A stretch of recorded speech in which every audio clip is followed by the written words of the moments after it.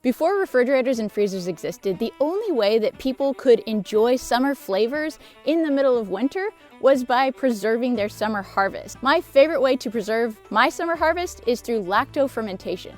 Lacto-fermentation is the process of preserving foods with salt in an airless environment. Today we're going to make one of my absolute favorite things, a combination between sauerkraut and kimchi. The process that we're using to make today's curried kraut can actually be applied to fermenting almost any vegetable, where you take the weight of the vegetable that you're fermenting, multiply it by 0.025, add that amount of salt, any spices you want, and you've got yourself a ferment. As long, of course, as you can take away all of the air in the environment, making it an anaerobic environment.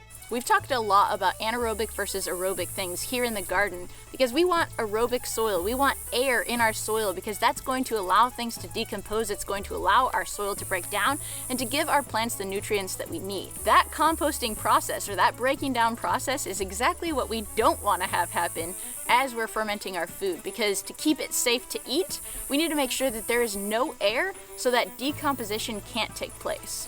All right, let's grab a couple things and we'll head up to the kitchen and make some kraut. Misshapen, but so delightful. Hey buddy, here you go.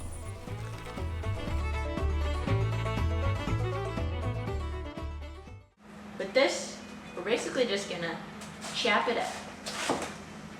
The smaller it is, the quicker it will break down. And if we want to get nerdy about gut health, fermenting foods and krauts are a fantastic way to really help out your digestion. Fermenting, as gross as it sounds, is actually kind of pre-starting the digestion process for you. It's weird to think about, but I mean, that's really what it's doing. It starts breaking down the food so that your body can process it even better. To add a little extra flavor, we're gonna put some scallions in there, green onions, call it what you want to call it. They're actually probably different, and I probably just made a fool out of myself, but add a little spice with the pepper. Add some ginger. Add some garlic, obviously. And the best thing about all this is if you've got your little collection going here, we actually now have the makings of some really delicious stock, some vegetable stock. So we could take all of this, toss it in a pan, boil it down. Would be real good. So always thinking about how our waste can serve us so it's not waste. The other thing we want to do is add a little extra color with some carrots.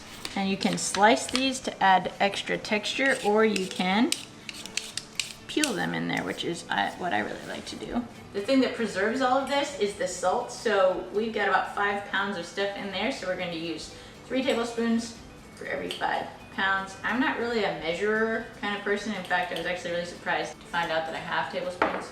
Anyway, 3 tablespoons. I think that was 3. I got distracted. Should be fine. The next thing that we need to do is start agitating this, and I'm actually gonna not be doing this at this height. I want to start squeezing this and breaking it down. We're starting that kind of breakdown process, and what this is gonna do is release some of the liquid out of these veggies, and that gives us the liquid that we need to be able to create that anaerobic, that airless ferment that we need to keep this from actually going bad while it's fermenting. All this is getting smaller, which is great because then we actually have room for more stuff in our fermenter. This is not a super scientific thing as far as how long you do this for, but you'll notice that as you've started to kind of crush these, some of the leaves will start to get translucent. And that's kind of when you know, when they're starting to be a little bit more see-through, you know that they've been broken down. And so the more you do here, the better, because you're releasing more water. Again, you want to make sure that there's plenty of liquid to be able to get this all underneath. Even as I squeeze these, there's more and more liquid coming out. The time is really probably a lot less significant than the strength. So, you know, someone who's really milking a lot of cows has good grip strength is probably going to have to do this for less time than someone who is just gingerly squishy. While I'm doing all this squooshing, this is a great time to talk about the sponsor of today's video, Ariat. I grew up wearing Ariat cowboy boots in Montana, and I actually wore my favorite pair of Ariat boots to my wedding. Ariat doesn't just make boots though, they make all kinds of other clothes and activewear, like the shoes that I'm wearing, which are fantastic for days when I'm running around the farm. Because I've been wearing Ariat products my entire life, it was an absolute no-brainer when they asked to work with me because they're quality products that I wear all the time and can easily stand behind. If you'd like to see some of my favorite Ariat products, click the link in the description and you'll get 10% off of your first order. So at this point you can see a whole lot of liquid has developed down here, and we've scooshed this down to about half of its former size. So this is kind of where we're wanting to get with this. As soon as there's enough liquid to just cover this, we'll be good to go. But because it has squished down so much, I want to add some more ingredients to it. Because more kraut is never a bad thing.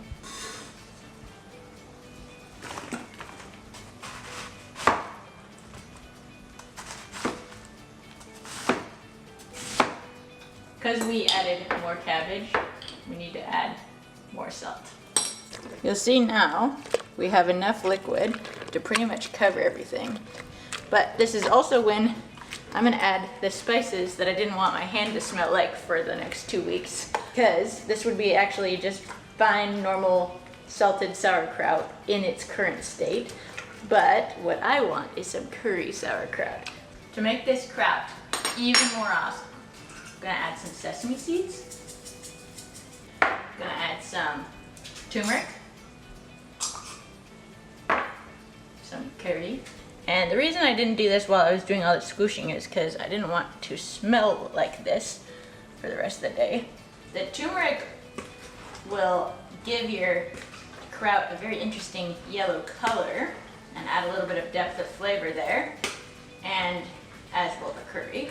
The good news is you can eat it basically as slaw right now, but it's just gonna, as it starts to ferment over the next few days, it'll get better and better. And we'll probably do like 7 to 10 days on the ferment. I mean, it'll keep getting funkier, and as long as you keep it all submerged, it'll be fine to keep fermenting it. But if it's getting all bubbly and effervescent before that and you want to stop it, I mean, you're the boss. As far as maintenance goes, you want to stir this every day, every other day, and just make sure that it's always submerged in liquid. There's no gross blue stuff growing on top. You can add salt or other spices to taste.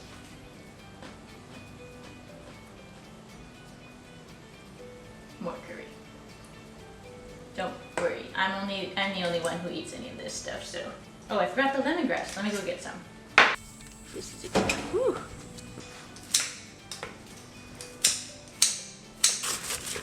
Give all this a good stir. Now, because it has all those yuckies in it, we're gonna use this to squish it down. I guess we probably could have used this the entire time. Some really gross ASMR here. Just make sure there's nothing floating on top. And then, make ourselves another pickle wing.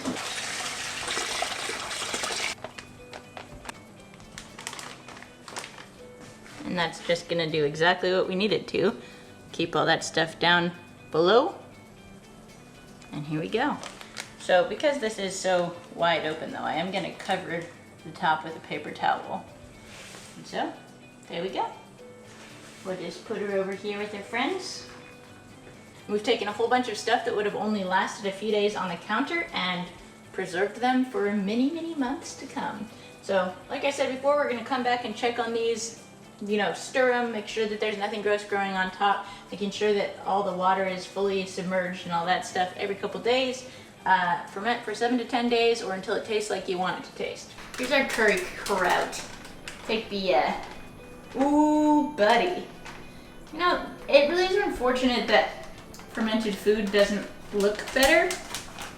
It sure tastes great. So notice that everything is submerged. That's good. We don't want anything above the water line. And with every day here, we're gonna just give it a little stir.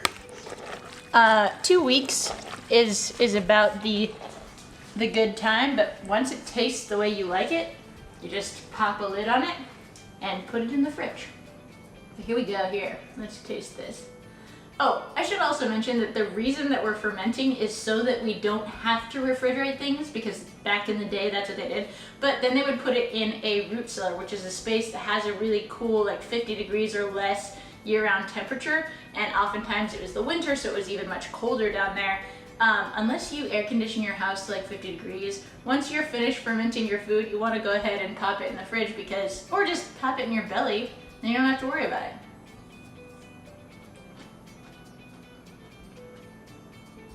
I'm not gonna lie, this has like a very distinct,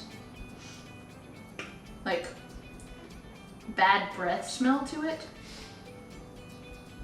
but it tastes really good. And oh, another thing too is that as I'm tasting it every day, letting that time go by, stirring it, re-crushing it, I'm also tasting for texture. Sauerkraut that you've probably had on a hot dog or whatever is generally very soft and also pretty small pieces.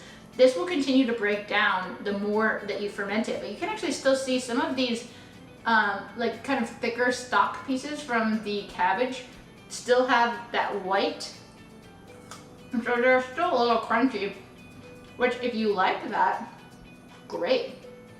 But if you want that to go away and you want it to be really, you know, smooth and soft textury, then you can keep fermenting it. But don't worry, no one else eats this. Are you hearing this? Alright, well, I could, oh my gosh. Huh. Hey you guys, if you're gonna use the world's cheapest pickle stone for your fermentation, make sure it's shut before you lay it on the counter. Hold on.